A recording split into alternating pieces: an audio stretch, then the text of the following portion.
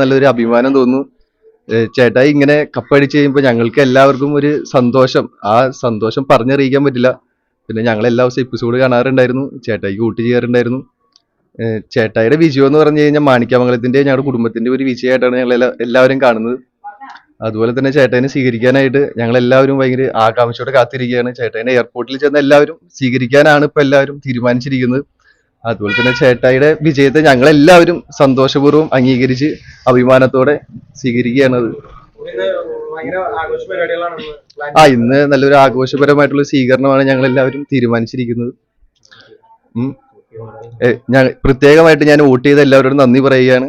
ചേട്ടായിനെ നെഞ്ചോട് നേർത്ത് എല്ലാവർക്കും അഭിമാനത്തോടെ ഞാൻ നന്ദി പറയുന്നു. സന്തോഷത്തോടെയും നല്ലൊരു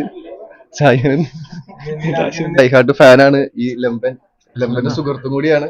അപ്പൊ ലിബിൻ ചേട്ടനെ ഞാൻ മൈക്ക് കൈമാറുകയാണ്. ജിൻഡോ ചേട്ടൻ ഞങ്ങളുടെ നാടിന്റെ ഒരു അഭിമാനമാണ്. ജിൻഡോ ചേട്ടൻ ബിഗ് ബോസിൽ കപ്പടിച്ചത് ഞങ്ങളുടെ മാണിക്യാലത്തിന് ഏറ്റവും നല്ല ഒരു നിമിഷം കൂടിയാണ്. വളർന്നു പറഞ്ഞ ഞങ്ങളുടെ തലമുറയ്ക്ക് ഒരു മാതൃകയാണ് ജിൻഡോ ചേട്ടൻ. പിന്നെ ബിഗ് ബോസിൽ നമുക്ക് കാണാൻ പറ്റി ജിൻഡോ ചേട്ടനെ പലരും മണ്ടൻ എന്ന് വിളിച്ചപ്പെട്ടു. നമുക്ക് ഏറ്റവും ഒരു മണ്ടൻ എന്ന് എല്ലാവരും വിശേഷിപ്പിച്ചെങ്കിലും ബിഗ് ബോസിലൊരു വിന്നറായിട്ട് വന്നപ്പോൾ പലവർക്കും ഒരു മണ്ടനല്ല എന്നൊരു ഒരു ഉത്തമ ബോധ്യമായി നമുക്കത് കാണാൻ പറ്റി. അപ്പം എല്ലാവർക്കും ഒരു മാതൃകയാണ് ജിൻഡോ ചേട്ടൻ. വർക്കൗട്ട് ചെയ്യുന്നത് ലിബിൻ ചേട്ടൻ തന്നെയാണ്. കാലടിയിലാണ് പുള്ളി വർക്കൗട്ട് ചെയ്തുകൊണ്ടിരുന്നത്. പിന്നെ ആൽവിന് ഞാൻ മൈക്ക് കൈമാറാം. 2-3 ദിവസമായിട്ട് ഞങ്ങൾ നാട് ആഘോഷത്തിമിർപ്പിലായിരുന്നു. കാരണം ഞങ്ങളുടെ നാടിന്റെ യശസ് എന്താ പറയാ, അങ്ങ് വാനോളം ഉയർത്തിയ ഒരു വ്യക്തിയാണ് ജിൻഡോ ചേട്ടൻ.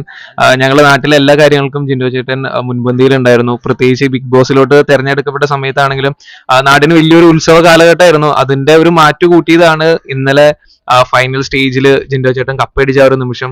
ഇവിടെ ആഘോഷ പരിപാടികൾ എന്താ പറയാ 4 മണിയോടുകൂടി ഇവിടെ തുടങ്ങിയിരുന്നു. കാരണം കപ്പടിക്കുന്നുള്ള ഒരു പ്രതീക്ഷയിലായിരുന്നു എല്ലാവരും നിന്ന്. ആ ഒരു റിസൾട്ട് തന്നെയായിരുന്നു പ്രതീക്ഷിച്ചത്. എല്ലാവരും മനസ്സിൽ വളരെയധികം സന്തോഷത്തിമിർപ്പിലായിരുന്നു.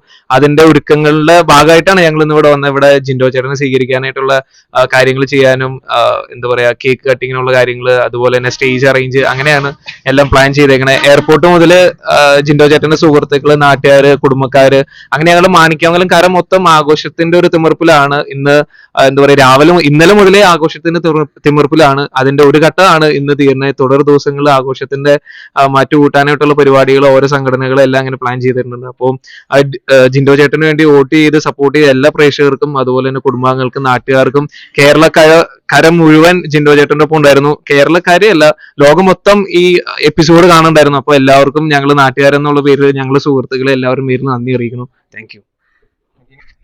വളരെ സന്തോഷം. ഈ മാണിക്യമംഗലം എന്ന് പറയുന്ന നാട് അറിയപ്പെട്ടത് പുള്ളി കാരണം തന്നെയാണ്. ഇപ്പൊ അതിൽ വളരെ സന്തോഷം. എന്റെ കൂട്ടുകാർ തന്നെ എന്നോട് വിളിച്ചു ചോദിച്ചു ഇയാൾ ആരാണ് എന്താണെന്നൊക്കെ ചോദിച്ചു.